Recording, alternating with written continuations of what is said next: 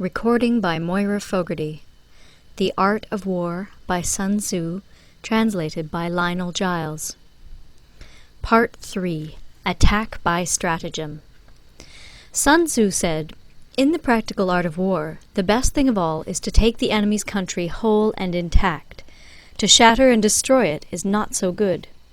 So too, it is better to recapture an army entire than to destroy it, to capture a regiment, a detachment, or a company entire than to destroy them. Hence, to fight and conquer in all your battles is not supreme excellence. Supreme excellence consists in breaking the enemy's resistance without fighting. Thus, the highest form of generalship is to balk the enemy's plans. The next best is to prevent the junction of the enemy's forces. The next in order is to attack the enemy's army in the field. And the worst policy of all is to besiege walled cities. The rule is not to besiege walled cities if it can possibly be avoided. The preparation of mantlets, movable shelters, and various implements of war will take up 3 whole months, and the piling up of mounds against the walls will take 3 months more. The general, unable to control his irritation, will launch his men to the assault like swarming ants, with the result that 1/3 of his men are slain, while the town still remains untaken. Such are the disastrous effects of a siege. Therefore the skillful leader subdues the enemy's troops without any fighting.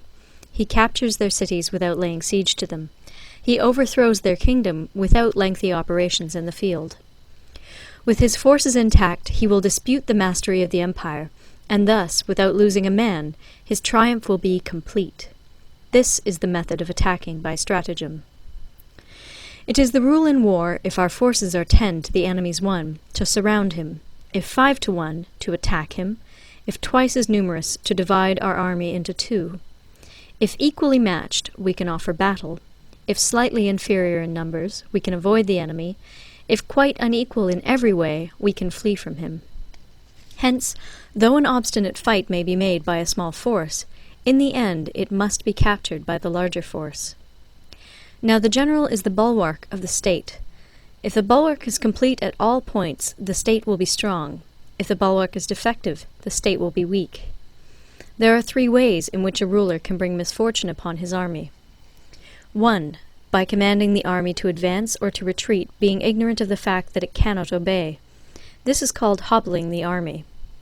2. By attempting to govern an army in the same way as he administers a kingdom, being ignorant of the conditions which obtain in an army. This causes restlessness in the soldiers' minds. 3. By employing the officers of his army without discrimination through ignorance of the military principle of adaptation to circumstances.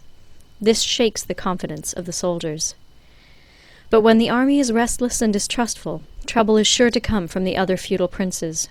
This is simply bringing anarchy into the army, and flinging victory away. Thus we may know that there are 5 essentials for victory. 1. He will win who knows when to fight and when not to fight. 2. He will win who knows how to handle both superior and inferior forces. 3. He will win whose army is animated by the same spirit throughout all its ranks. 4. He will win who, prepared himself, waits to take the enemy unprepared. 5. He will win who has military capacity and is not interfered with by the sovereign. Hence the saying, if you know the enemy and know yourself, you need not fear the result of 100 battles. If you know yourself, but not the enemy, for every victory gained you will also suffer a defeat. If you know neither the enemy nor yourself, you will succumb in every battle. End of Part 3. Part 4. Tactical Dispositions. Sun Tzu said, "The good fighters of old first put themselves beyond the possibility of defeat, and then waited for an opportunity of defeating the enemy. To secure ourselves against defeat lies in our own hands, but the opportunity of defeating the enemy is provided by the enemy himself. Thus the good fighter is able to secure himself against defeat, but cannot make certain of defeating the enemy. Hence the saying, one may know how to conquer without being able to do it." Security against defeat implies defensive tactics. Ability to defeat the enemy means taking the offensive. Standing on the defensive indicates insufficient strength. attacking a superabundance of strength. The general who is skilled in defense hides in the most secret recesses of the earth. He who is skilled in attack flashes forth from the topmost heights of heaven. Thus, on the one hand, we have ability to protect ourselves, on the other, a victory that is complete.